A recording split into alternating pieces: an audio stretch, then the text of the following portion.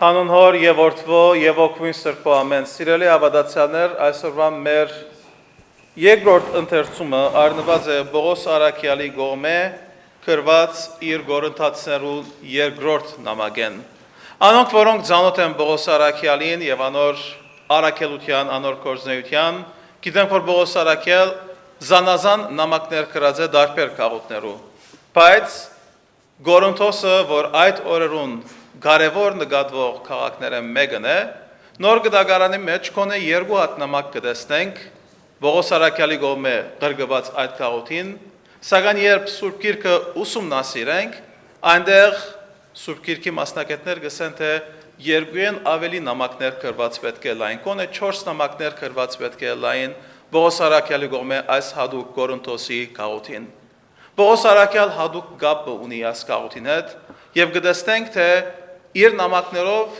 գփորձե որոշ հարցեր լուծել։ Իր առաջին նամակի մեջ գգարտանք եւ գտեսնենք թե ինչպես Բողոս Արաքյալ լսած էր թե այդ քաղաքի մեջ գային մարդիկ, որոնք մեղքի մեջ կապրեին, մարդիկ, որոնք անհազանդությամբ իրենց կյանքը գվարեին եւ Արաքյալը անդարբեր չի գնար մնալ այս եղածի մասին եւ գուզե գրել եւ անոնց ճիշտ ուղղությունը տալ։ Ահավասիկ սիրելի ավադացյալներ, ճշմարիտ առաջնորդի լավ նգարակրական գիծերը, որ երբ սխալը գտեսնե, գուզե սխալը սրբակրել։ Չի մտածել, որ եթե ես գրեմ հիմա ասմարտիկը բիտնեղվին ինձ մե եւ կալ անգամ եթե երթամ զիս պիտի չընդունին։ Ինքը ադով մտահոգված չէ։ Իրեն համար հավատքի ճշմարիտ արտահայտությունը ամենեն կարևորն է։ Եվ հետևաբար իր առաջին նամակի մեջ կգարտանք այն խիստ խոսքերը,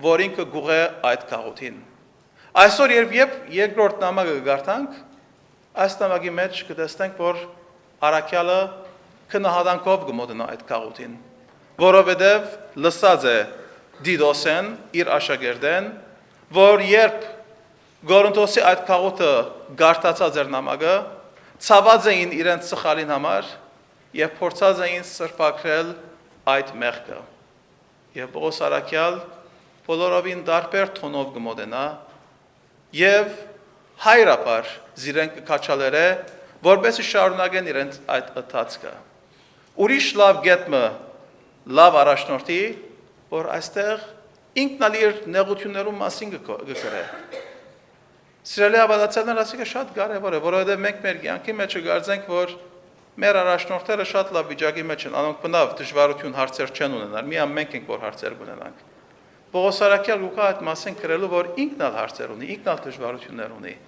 Եվ նաև քաչալերը, որ մեկը մյուսին համար աղոթեն։ Եվ գսե, որ թեև զղջացած էի, որ այդպես խիստ գրած էի նամակը, որովհետև գիտեի, որ ցեզի պիտի ցավցնե, բայց հիմա ուրախ եմ, որովհետև այդ ցավը սկալով դուք ձեր կյանքը փոխեցիք։ Եվ այստեղ գուզեմ կենտրոնանալ այս երկու նախատասության վրա։ Աստված երբեմն մեզ գցավցնե ապաշխարության միջոցով փրկության առաջնորդելու նպատակով, որուն համար չենք զղջար բնավ, մինչդեռ աշխարհի ցավը մահվան առաջնորդ է։ Մեզի հիշեցնա այն կարևոր իրողության մասին, որ Աստուծո հետ մեր հարաբերությունը միշտ սահուն չընտանար։ Մանավանդ որ երբ մենք անգերձ ենք, մանավանդ երբ մենք մեր խիղճը կքննենք, եւ երբ կտեսնենք, որ այնտեղ մենք սխալ բաներ արածենք, Աստուծո ջամփային հերացած ենք,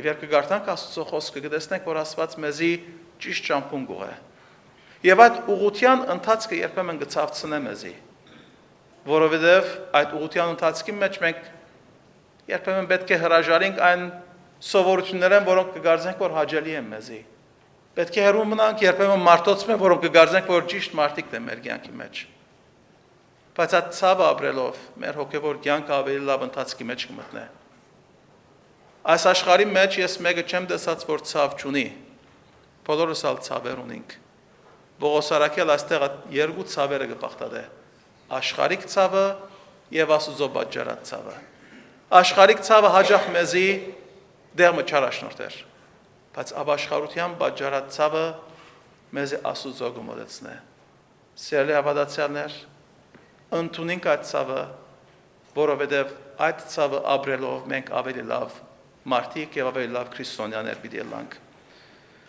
Dear brothers and sisters, good morning and welcome to St. Sarkis Church. I'm so happy to see all of you. I guess you're the brave ones who are not scared of the tropical storm today.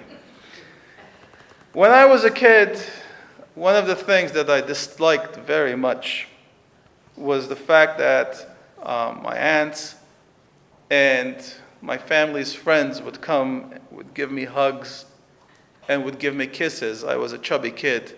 And whenever they kissed me, I would be very much annoyed when I felt the wet residue on my cheeks. That would annoy me so much. The other thing that would annoy me to see adults trying to clean up certain things using their own saliva. Sometimes as a parent I do also, which my kids are very much annoyed with. But it turns out that the usage of saliva is something that we find in the Gospel, in the New Testament. We read about it today. People brought a person to Jesus who was deaf and who also had problems speaking, speech impediment. And they wanted him to lay his hands over the guy. But Jesus took him aside and he touched his ears. He puts his fingers into his ears.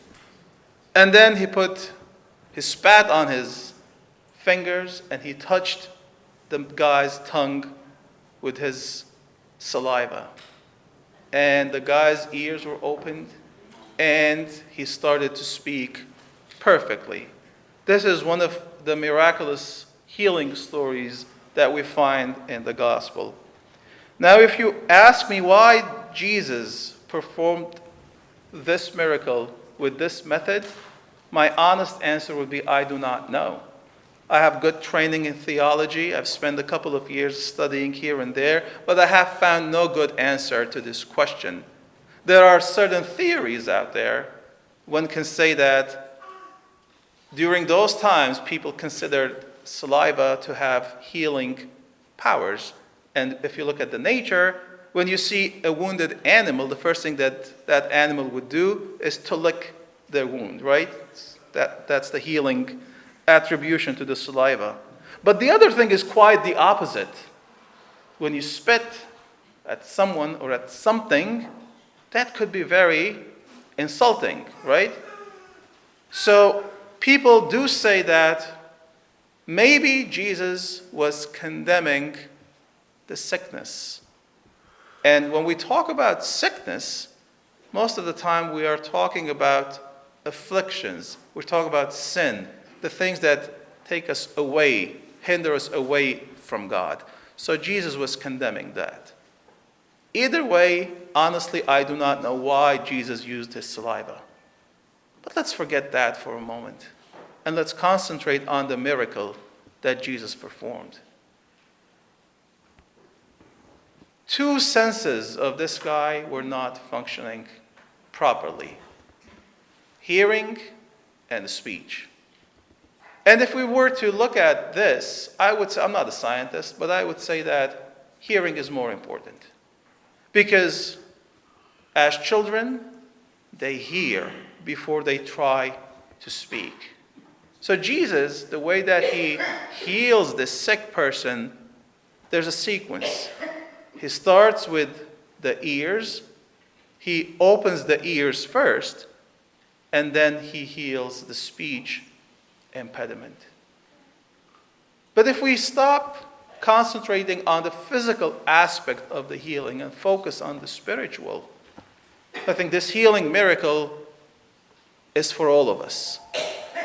Because Jesus is, with this miracle, is healing all of us.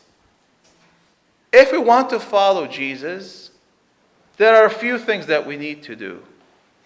And one of them is to hear his word. Therefore, we need to have our ears open to hear his word. And the second thing that we need to do is to speak his words. We cannot speak the words if we do not hear the words, if we do not learn. Remember the famous saying, faith comes from hearing. If we are not hearing, then our life of faith is most likely stagnated. We cannot preach if we do not hear. Now, some of you are thinking, I don't preach, you preach, priest. But you also preach. Everyone preaches. There's this saint in the life of the Catholic Church who once said, preach at all times, and when necessary, use words. This is such a powerful statement. This means that our lives is a living testimony to God. It means that every action that we take can and should serve as an example for the people around us. When people know that we are followers of Christ, they tend to look at us in a different way. And the way that we live our lives could change the lives of people around us. Therefore, my brothers and sisters, the miracle today, this healing story, should touch everyone around us, should touch our hearts. Because Jesus is extending his fingers to open our clogged ears. Jesus wants our tongues to be open so that we can become a living witness to his kingdom here on earth. The miracle, today's miracle, is so powerful. It is loaded with stuff that we can uncover. But one more thought before I conclude. When they brought the guy to him, they only wanted Jesus to lay his hands over him. But Jesus performed a full-blown miracle that changed the life of that person and the people around him. Let's look at this specific detail from a spiritual perspective.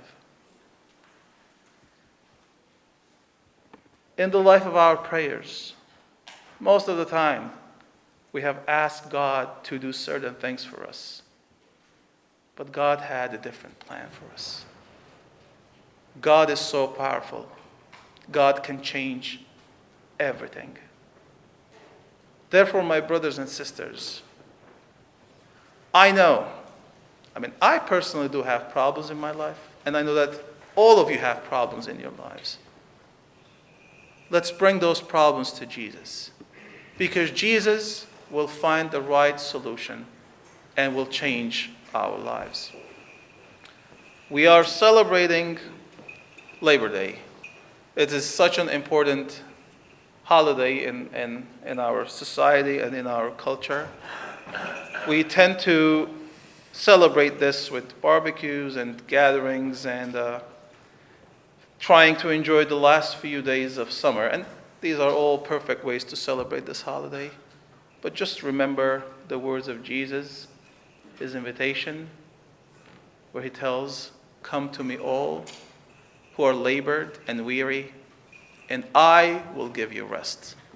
Therefore, let us try to find our rest in our Creator, our Lord Jesus Christ. May God bless you all now and always and forever and ever.